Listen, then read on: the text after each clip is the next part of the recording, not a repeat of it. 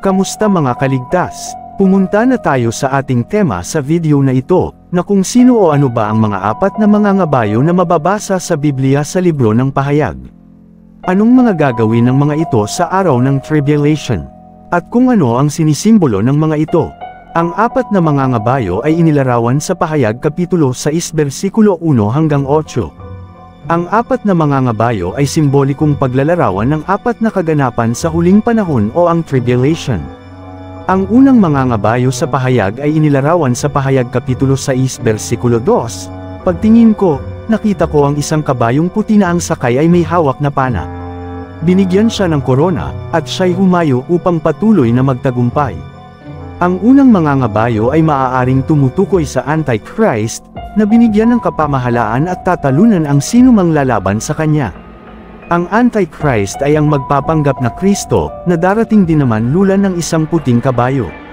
Huwag kayong malito, dahil ang nakasakay sa puting kabayo na nabanggit sa Pahayag Kapitulo 6 versikulo 2 ay ang Antichrist, at ang nakasakay naman sa puting kabayo sa Pahayag Kapitulo 19 versikulo 11 hanggang 16, ay si Jesus na muling paparito sa mundo o ang tinatawag na Second Coming of Christ.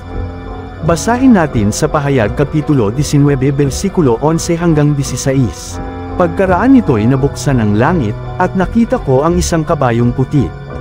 Ang sakay nito'y tinatawag na tapat at totoo, sapagkat matuwid siyang humatol at makipagdigma. Parang nagliliyab na apoy ang kanyang mga mata, at sa kanyang ulo ay mayroong maraming korona. Nakasulat sa kanya ang isang pangalan niya na siya lamang ang nakakaalam ng kahulugan. Basang-basa sa dugo ang kanyang kasuotan at ang tawag sa kanya ay, Salita ng Diyos. Sumusunod sa kanya ang mga hukbo ng langit, na nakadamit ng malinis at puting lino at nakasakay rin sa mga kabayong puti. May matalim na tabak na lumalabas sa kanyang bibig na gagamitin niyang panlupig sa mga bansa. Mamamahala siya sa mga ito sa pamamagitan ng tungkod na bakal at paaagusan mula sa pisaan ng ubas ang alak ng puot ng Diyos na makapangyarihan sa lahat. Nakasulat sa kanyang kasuotan at sa kanyang hita ang ganitong pangalan, Hari ng mga hari at Panginoon ng mga Panginoon. Nakita ko naman ang isang anghel na nakatayo sa araw. Sumigaw siya ng malakas at tinawag ang mga ibon sa himpapawid, "Halika kayo, at magkatipon para sa malaking handaan ng Diyos. Kainin ninyo ang laman ng mga hari, ng mga kapitan, ng mga kawal, ng mga kabayo at ng kanilang mga sakay. Kainin din ninyo ang laman ng lahat ng tao, alipin at malaya, hamak at dakila." At nakita kong nagkatipon ang halimaw at ang mga hari sa lupa, kasama ang kanilang mga hukbo upang kalabanan ang nakasakay sa kabayo at ang hukbo nito. Nabihag ang halimaw, gayon din ang huwad na propeta na gumawa ng mga kababalaghan sa harap ng halimaw upang dayain ang mga taong may tanda ng halimaw at sumamba sa larawan nito.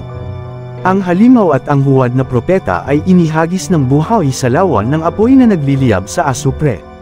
Ang kanilang mga hukbo ay pinatay sa pamamagitan ng tabak na lumabas sa bibig ng nakasakay sa kabayo. Nabusog ng husto ang mga ibon sa pagkain ng kanilang mga bangkay. Pumunta na tayo sa ikalawang mga ngabayo sa Pahayag. Ito ay makikita sa Pahayag Kapitulo 6 versikulo 4, isa namang kabayong pula ang lumitaw.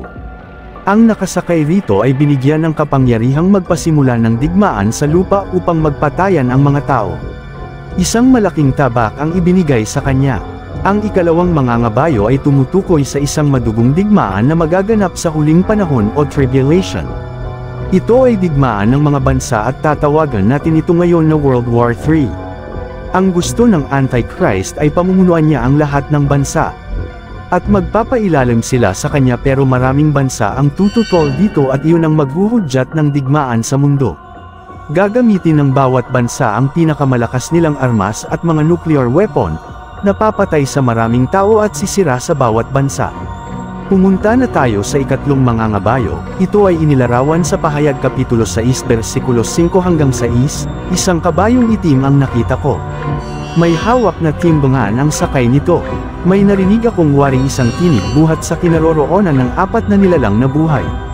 Ang sabi, isang takal na trigo lamang ang mabibili ng sahod sa maghapong paggawa, at 3 takal na sebada lamang ang mabibili ng gayunding halaga. Ngunit huwag pinsalain ang langis ng olibo at ang alak. Ang ikatlong mangangabayo sa pahayag ay tumutukoy sa isang malawakang taggutom na maaring resulta ng digmaan na inilalarawan ng ikalawang mangangabayo. Ang lahat ng tao sa panahon na iyon ay walang makain dahil sa sobrang mahal ng bilihin sa panahon na iyon.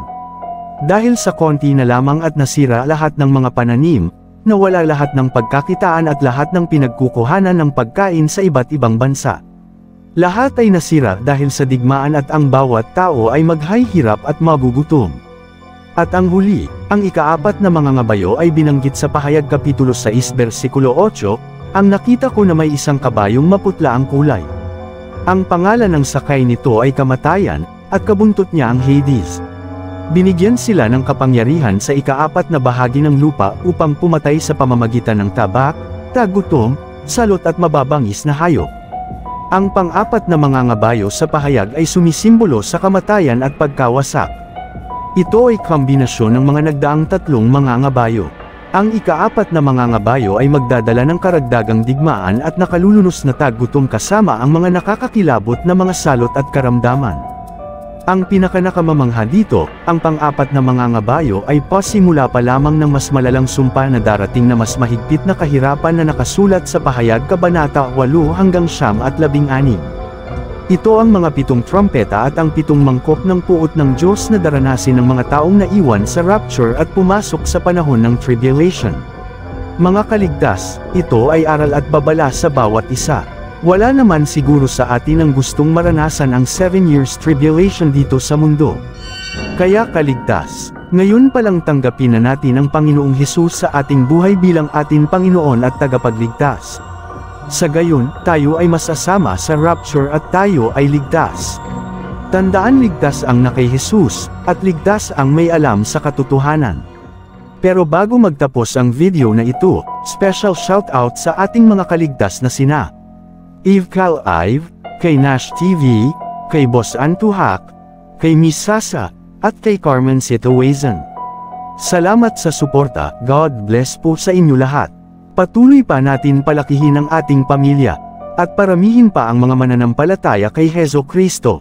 Please continue to like, follow and subscribe to our YouTube channel and Facebook page. God bless and keep safe mga kaligtas.